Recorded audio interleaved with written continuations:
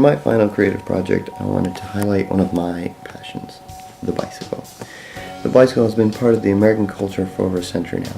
Everyone rides bicycles, from children to adults all over the world. I received my first bicycle when I was 5, and this was my first form of freedom.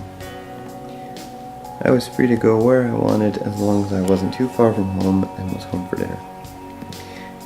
As I grew older, I, like most kids, lost interest in biking and became captivated by the automobile. The American culture has been built around the car, and it is only till recently that the bicycle has made a comeback. Yeah, children are still riding their bikes around the neighborhood, but adults are now turning to the bike as a form of transportation. The city of Minneapolis is one of the top biking hubs in the United States. When I moved here, I became intrigued with this biking scene. I acquired a bike and started using it as my main form of transportation. I bike on the rainiest spring days, the hottest summer days, the windiest autumn days, and the coldest, snowiest winter days. But the weather is not all bad. Most days in Minneapolis are perfect for being out on a bike. So when I started planning my final creative project, it only made sense for me to profile the environmental ethics of bike riding in the Twin Cities. I created a photographic essay to give the bicycle the voice that is not often heard. I consider bike riding instead of driving a car a passive form of monkey wrenching.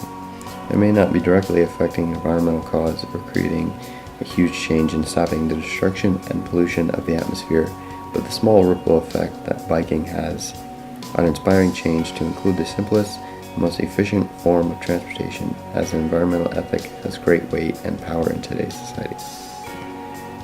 During the monkey wrenching week of this course, I realized that I don't have to destroy bulldozers that are destroying rainforests or sit in trees to keep loggers from cutting them down, but that I can leave my car keys on the counter, dust off my bike, and get to where I need to go without the frustration of traffic or finding a parking spot, all while knowing that my simple actions support a greater ethical viewpoint, one that takes into account the environment and the benefits to the environment when I choose to bike rather than drive.